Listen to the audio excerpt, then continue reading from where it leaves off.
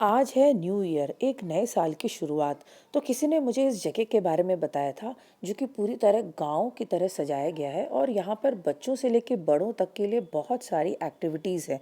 फिर क्या था, न्यू ईयर सेलिब्रेट करने हम पहुंचे गुलाबगढ़। भाई साहब, डेकोरेशन देखकर तो मज़ा ही आ गया। बलून्स, लाइट्स, स्पार्कल्स, क्या नहीं था। टिकट काउंटर का एरिया राजस्थानी ट्रेडिशनल स्टाइल से सजाया गया था। पारंपरिक भारतीय संस्कृति से हमारा टीका करके स्वागत किया गया।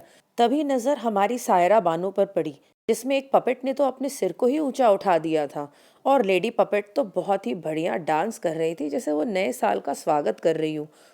जैसे ही हम आगे बढ़े, वहाँ एक डांसर ने ये घोड़ी मुझे पहना दी और बड़ा प्यारा सा गाना गाने लगे। मेरे हस्बैंड भी ये देखकर रुक नहीं पाए और साथ में मेरे नाचने लगे।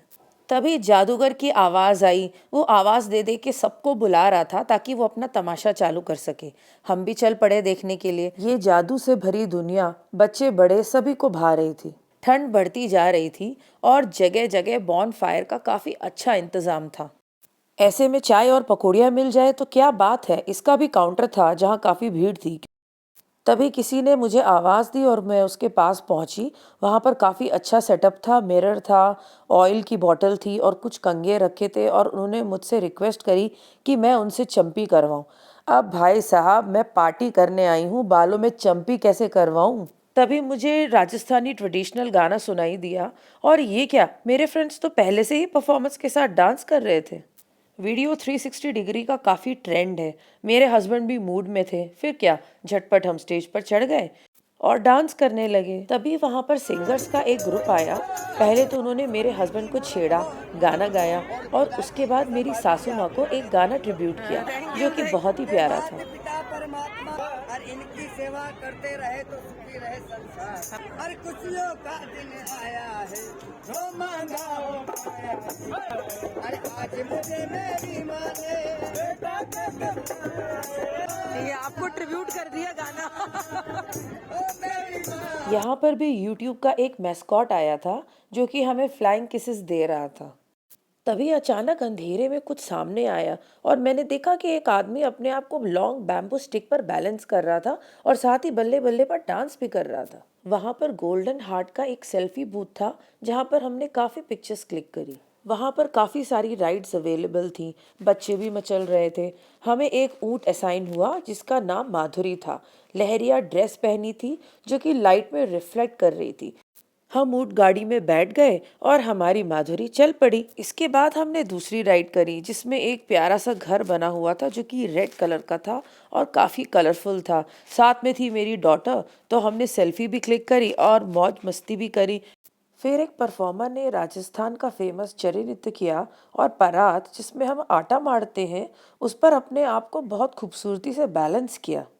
हम इनका परफॉर्मेंस देख ही रहे थे, तभी हमें भी स्टेज पर बुला लिया। फिर क्या था, मौका था, हम भी इन सब के साथ डांस करने लगे। हमें यहाँ आए हुए काफ़ी समय हो गया था, लेकिन इतनी सारी एक्टिविटीज़ थी कि हमें समय का पता ही नहीं चला। काफ़ी सारे गेम्स भी थे, मगर ये गेम बहुत इंटरेस्टिंग था। इसमें आपको बॉल दी जाती है और आपको पपेट्स के दांत तोड़ने थे। यहाँ पर डिस्कोथेक भी था जहाँ हम सभी लोग गए फैमिली और फ्रेंड्स के साथ और हमने जम के डांस किया। हमने अपने पसंदीदा गाने बजवाए और फिर क्या था, डांस के बाद हमें जोरों की भूख लगी। बूफे भी तैयार था।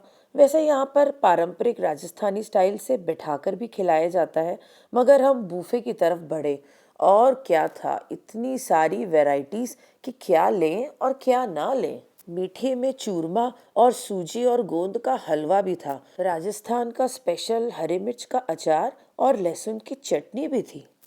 इतना टेस्टी और डिलिशियस खाना खाने के बाद अब हमें लगी ठंड, तो हम आ गए ओपन एरिया में जहाँ पर बॉन फायर का अरेंजमेंट था। 12 बजने ही वाले थे तो हमने अपना काउंटडाउन चालू किया।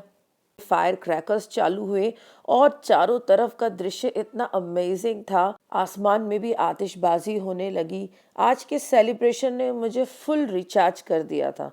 भाग-दौड़ की इस ज़िंदगी में हम अपने फैमिली के साथ टाइम स्पेंड नहीं कर पाते। सभी अपनी-अपनी लाइफ में बिज़ी हैं। ऐसे में इस तरह का सेलिब्रेशन जहाँ पर हम सभी फैमिली मेंबर्स के साथ एन्जॉय करें, काफ़ी अच्छा रहा। मुझे कमेंट बॉक्स में ज़रूर बताइएगा, आपने अपना न्यू ईयर कैसे सेलिब्रेट किया और न्यू ईयर के लिए आपने कौन-सा रेज़ोल्यूशन लिया?